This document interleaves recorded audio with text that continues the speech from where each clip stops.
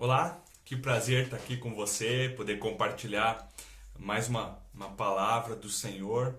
E hoje quero continuar o assunto a respeito de oração, o texto bíblico que foi estudado na última mensagem.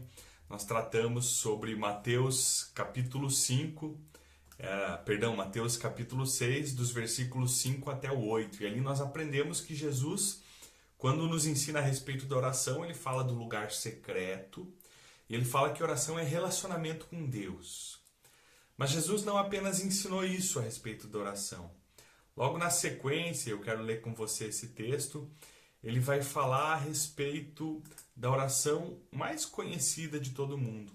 Mateus capítulo 6, versículos 9 até o versículo 15.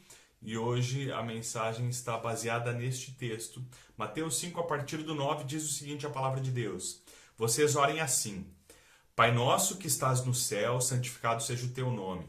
Venha teu reino, seja feita a tua vontade assim na terra como no céu.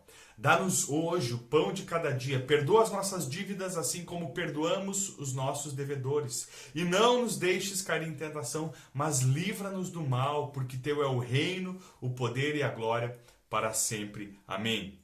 Pois se perdoarem as ofensas uns dos outros, o Pai Celestial também lhes perdoará. Mas se não perdoarem uns aos outros, o Pai Celestial não lhes perdoará as ofensas. Bom, aprendemos que oração é o lugar secreto. É o tempo que eu tenho em relacionamento com o Pai. E hoje, então, esses versículos nos ensinam algumas verdades importantes. E hoje nós somos desafiados pela oração do Pai Nosso. A oração do Pai Nosso, ela tem sido utilizada de maneira errada, de maneira equivocada. Muitas pessoas a utilizam como uma oração decorada, como uma repetição mecânica. E no capítulo 6, no versículo 7, Jesus falou a respeito disso. Ele disse, olha, quando orarem, não fiquem sempre repetindo a mesma coisa como fazem os pagãos. Eles pensam que por muito falarem serão ouvidos. E agora no versículo 9, Jesus ensina uma oração. Ele diz, quando vocês orarem, orem assim. Será que Jesus está se contradizendo? Será que no 7 ele diz, não é para repetir a mesma coisa? E no 9 diz, repitam a mesma coisa? Não. A oração do Pai Nosso, ela tem sido mal interpretada. Nós, muitas vezes, a repetimos de maneira mecânica, como uma oração repetida, mas ela precisa ser estudada e analisada nas suas linhas gerais. O que Jesus tem a nos ensinar através dessa oração e como essa oração vai mudar o jeito como nós oramos. Um breve exemplo como a oração do Pai Nosso ela é utilizada. Um jogo de futebol. Você tem dois times.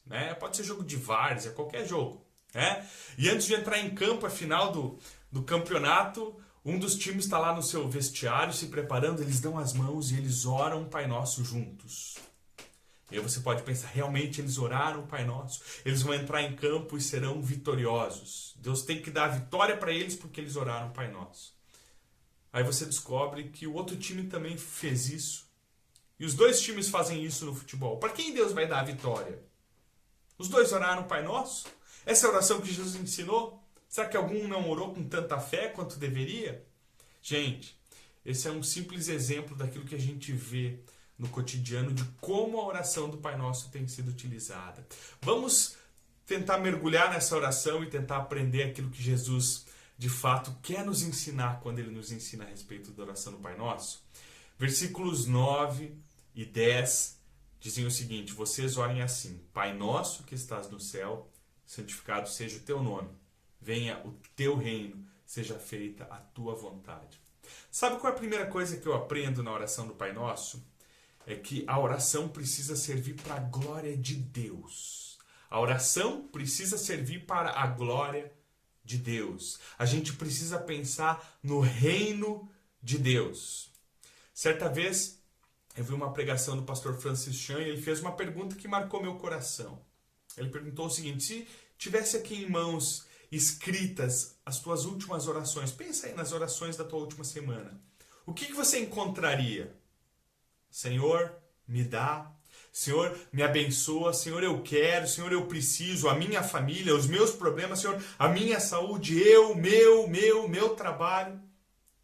Será que você encontraria nas suas orações essas expressões? Você percebe onde eu quero chegar? Muitas vezes as nossas orações são egocêntricas, elas são centradas nos nossos problemas, nas nossas necessidades, no eu e no meu.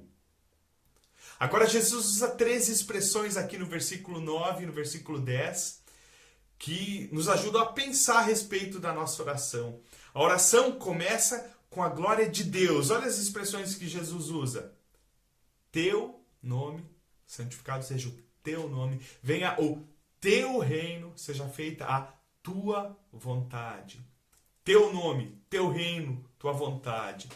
A oração tem a ver com a glória de Deus. De Deus. A oração não começa quando eu estou prostrado, olhando para o meu umbigo, a minha necessidade. A oração começa quando eu estou de joelhos, rosto no chão. E aqui eu falo de uma expressão que vem mais do coração do que física. Mais importante é o coração, né? Eu diante de Deus.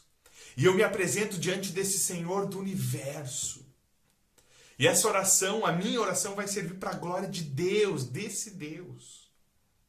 E por acaso o Senhor desse universo, de todo o universo, é meu Pai também. Eu posso me apresentar como filho, mas não esquecendo aquilo que Ele é.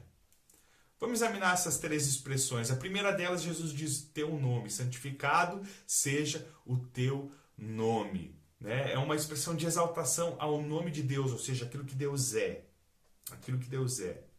Quando a gente vai para o Antigo Testamento, as visões dos profetas, né, quando eles têm visões do trono de Deus, o trono celestial, ou até no Novo Testamento, você vai para Apocalipse e João tem as visões do trono de Deus, muitas vezes os seres angelicais eles estão cantando santo, santo, santo é o Senhor.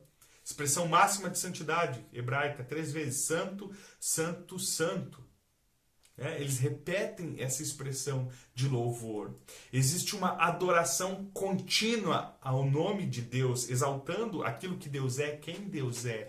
E a adoração tem a ver com isso. A nossa oração precisa iniciar, ela precisa ser, em primeiro lugar, glorificando aquilo que Deus é, quem Deus é. E você adora a Deus lembrando quem Deus é. As qualidades, as características de Deus, você glorifica a Deus lembrando o que Deus faz na tua vida, mas olhando ao redor no mundo, no universo, a criação de Deus. E você também começa a agradecer a Deus por aquilo que Ele tem feito diariamente. Então, em primeiro lugar, a oração tem a ver com o nome de Deus, a glorificação do Senhor, a adoração ao Senhor. Segunda expressão de Jesus, teu reino. E pedir pelo reino agora aqui é reconhecer aquilo que Deus é. Deus é Senhor. Se existe um reino, se Ele tem um reino, e esse reino está sob o poder das suas mãos, significa que Ele é rei. E se Ele é rei, Ele é soberano, Ele é Senhor. E isso vai me lembrar de quem eu sou diante desse Senhor. Ele é meu Pai, como eu falei antes, é verdade. Mas eu não posso perder de vista que na oração eu estou me apresentando diante do Senhor de todo o universo. E é por isso que eu falei de uma postura de estar prostrado diante desse Senhor, com o rosto em terra, ou seja, uma posição de humildade diante de Deus. Ele não é o Senhor que tem a obrigação de responder ao teu pedido, ao teu desejo, ao meu desejo. Ele não tem obrigação. Ele é Senhor e soberano, e eu preciso reconhecer isso. Eu estou diante do Rei. Teu é o reino. E a terceira expressão, tua vontade, aqui é uma expressão que vai nos levar para a prática, porque a gente louva o nome desse Deus, santificado seja o teu nome. A gente lembra que Ele é rei, venha o teu reino sobre nós. E aí isso se torna muito prático. Se Ele é Senhor, que eu estou adorando Ele, né? Se Ele é rei soberano sobre todas as coisas, então só existe uma conclusão. A vontade dEle é maior e é melhor que a minha vontade. Então eu preciso que a vontade dele seja feita, em detrimento à minha própria vontade. Senhor, a tua vontade é maior. Senhor, a tua vontade é melhor. Então faz a tua vontade em mim, através de mim e nesse mundo, no céu e na terra. E é interessante que quanto mais nós mergulhamos em um relacionamento com Deus, mais nós aprendemos a ter os olhos dele, mas nós vemos como Ele vê. Quanto mais intimidade nós temos, mais buscamos Ele e mais a nossa visão vai mudando.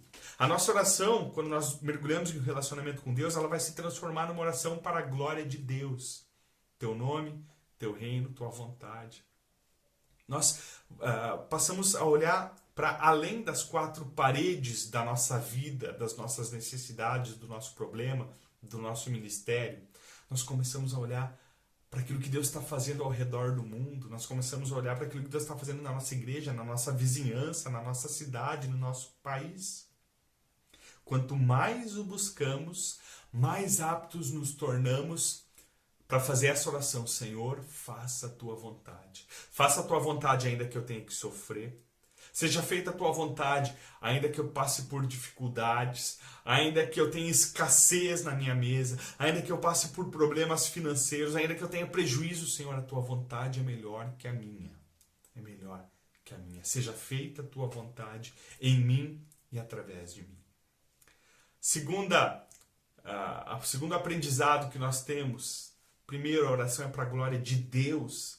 O segundo aprendizado é a oração pelo sustento. Oração pelo sustento. A partir do versículo 11, 12, 13, Jesus usa algumas outras expressões.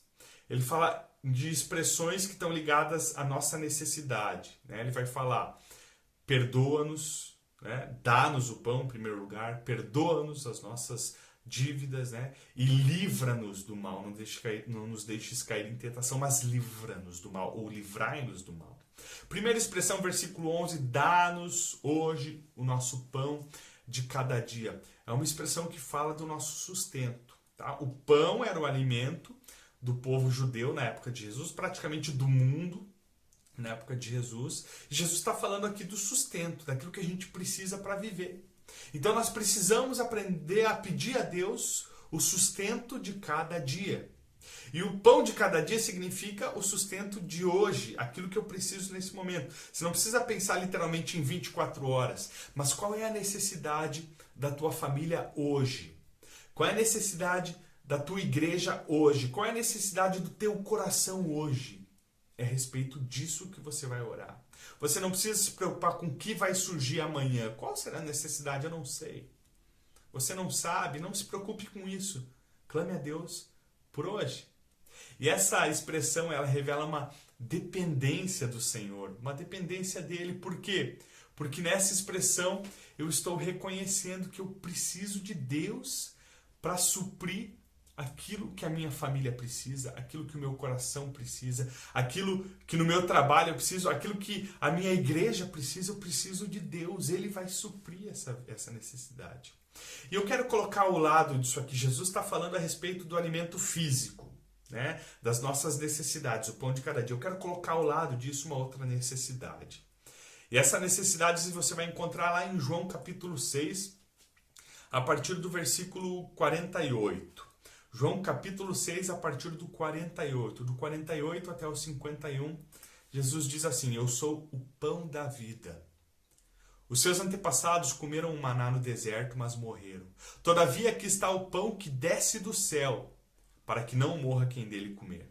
Eu sou o pão vivo que desceu do céu. Se alguém comer deste pão, viverá para sempre. Este pão é minha carne, que darei pela vida do mundo.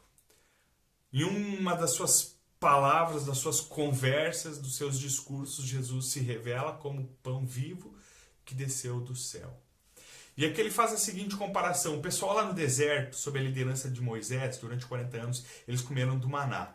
Maná é o alimento que Deus deu ao povo de Israel no deserto. Era uma espécie de uma semente, como uma semente de coentro, essa descrição bíblica, que o povo amassava e fazia bolos, fazia pães. E eles tinham que comer, pegar a sua porção diária, não podia pegar mais, a não ser na sexta. Na sexta eles pegavam para sexta-feira e para o sábado. Nos outros dias era apenas para aquele dia, senão dava bicho, né? E ali eles se alimentaram. Mas qual é o problema? Eles se alimentaram daquele pão que era conhecido como pão do céu, mas eles morreram. Morreram. Muitos deles nem entraram na terra prometida. Agora Jesus vai fazer uma comparação. Ele diz, eu sou o pão vivo que desce do céu. E aquele que se alimenta de mim não morre nunca mais. Não terá mais fome, vai estar satisfeito, saciado. Jesus se entrega naquela cruz e o seu corpo é perfurado naquela cruz para nos dar salvação. E por isso, aquele que experimenta Jesus não morre. Mas Jesus também é o alimento diário. Jesus é o pão vivo que desce do céu para satisfazer o alimento que a nossa alma precisa. Você concorda que Jesus é o alimento que você precisa? Você concorda que só Jesus pode satisfazer a necessidade da tua alma? Então eu te faço uma pergunta. Por que tantas vezes você não busca esse alimento diariamente? Se você não come todos os dias corretamente, o seu corpo fica doente. Você vai ter problemas, você vai se sentir fraco. Será que não é por isso que muitas vezes nós, crentes, fraquejamos na nossa fé? Será que não é por isso que muitas vezes nós, cristãos, somos tão falhos? Porque não nos alimentamos de Cristo diariamente, da sua palavra e de uma vida de oração com Ele? Cristo é o pão vivo que nos sustenta. Sim, nós precisamos pedir o pão diário, o nosso sustento, mas nós precisamos buscar o sustento da nossa alma diariamente, todos os dias. Precisamos orar pelo sustento, mas a gente precisa entender também que a oração é o nosso sustento espiritual. E finalmente, terceiro aprendizado com a oração do Pai Nosso, a oração por santidade. Oração pela glória de Deus, oração pelo sustento, seja físico ou espiritual, e a oração por santidade. Oração por santidade. Versículo 12 e 13, Jesus diz assim: perdoa as nossas dívidas assim como perdoamos aos nossos devedores. E não nos deixe cair em tentação, mas livra-nos do mal, porque teu é o reino, o poder e a glória para sempre. Amém. Sabe o que eu vejo nesses dois versículos? Um forte clamor, um forte pedido por santidade. Um pedido por santidade. Duas expressões mostram esse pedido: perdoa-nos e livra-nos.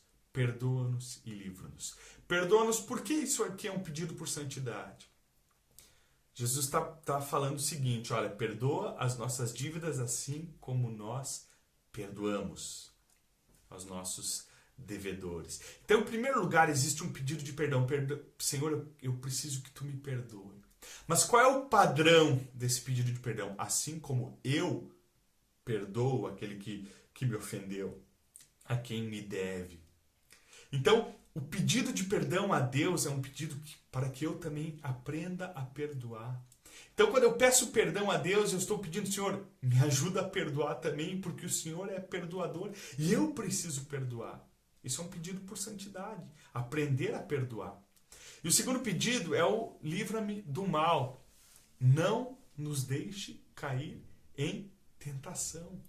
Senhor, eu tenho um desejo, eu não quero cair em pecado. As tentações vêm, mas eu não quero cair nelas. Então me livra do mal. Esses dois pedidos têm algo em comum. Eles são um reconhecimento de que a gente precisa de Deus para viver em santidade. Muitas vezes as nossas orações se baseiam nas necessidades desse mundo e esquecemos de pedir por coisas eternas. Uma vida de santidade é algo que tem valor eterno, é algo que vai ecoar pela eternidade. Então, reconhecer que eu preciso perdoar o meu irmão, reconhecer que eu não desejo cair em tentação, são pedidos de valor eterno. Na oração por santidade, o crente ele quer estar tão próximo a Deus, mas tão perto de Deus, que ele não quer cair em pecado. Que ele entende que qualquer tentação pode fazê-lo pecar, e se ele pecar, ele pode estar mais afastado do Senhor.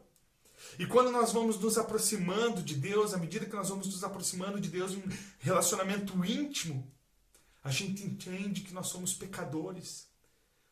A gente não tem aquela consciência: não, agora eu sou santo de verdade, agora eu não peco, agora eu estou bem. Não, quanto mais nos aproximamos de Deus, mais a gente tem a consciência de que somos pecadores e mais temos a consciência que precisamos de Deus mais e mais na nossa vida. E se Ele se afastar de nós, nós estamos perdidos. Eu vou cair em tentação, eu vou cair em pecado, eu não vou perdoar a quem me deve, aos meus devedores. Portanto, mais a gente reconhece que precisa desse Deus. E essa oração por santidade nos lembra uma prática que tem sido esquecida pelos cristãos. a prática da confissão. 1 João 1,9 diz: se confessarmos a Deus os nossos pecados, Ele é fiel e justo para nos perdoar e nos purificar de toda a injustiça. Se confessarmos a Deus os nossos pecados.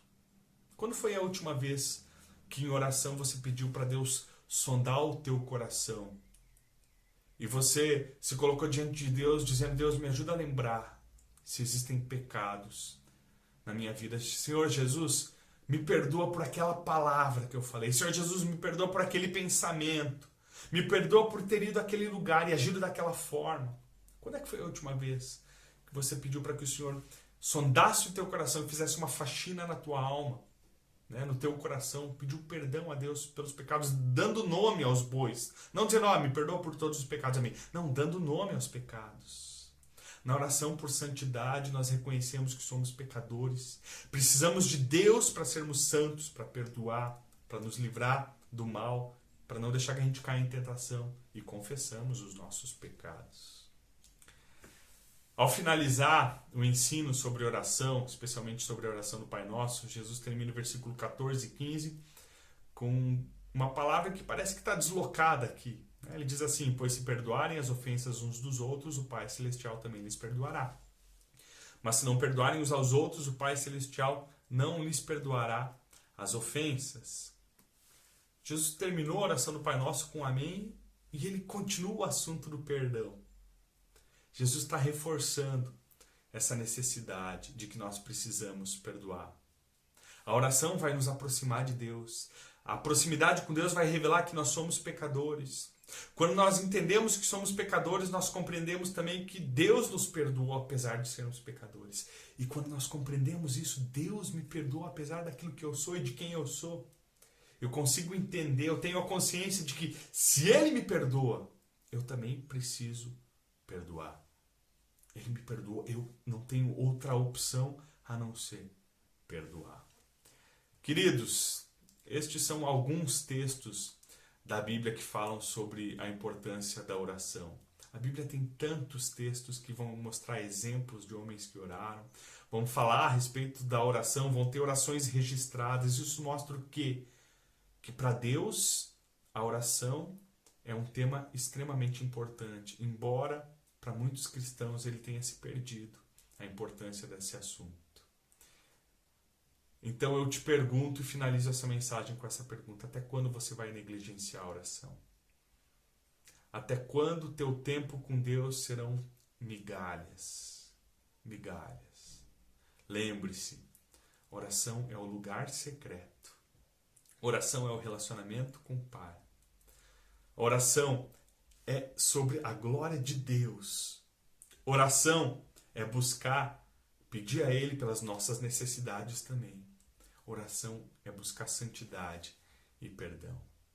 Que o Senhor possa levar você a dobrar os teus joelhos e buscá-lo mais. Deixa eu orar por você. Pai, eu coloco minha vida, a vida desta pessoa que acompanha esta mensagem nesse momento, Pai. E eu te louvo porque esta é a tua palavra. É o ensino de Cristo para a minha vida, para a vida daqueles que ouvem essa mensagem. Nos leva ao lugar secreto. Nos leva a um relacionamento pleno contigo. Nos leva, Senhor, a te glorificar através da nossa oração. Nos leva, Senhor, a buscar santidade nas nossas orações e também colocar nossas necessidades por ti, diante de ti. Levanta um povo que te busca. Levanta um povo que realmente ora, que realmente busca a tua face. É em nome de Jesus que eu oro e entrego minha vida e a vida daquele que me ouve em tuas mãos. Amém, Senhor. Meu desejo é que o Senhor possa abençoar a sua vida e que Ele possa te levar ao lugar secreto. Deus te abençoe.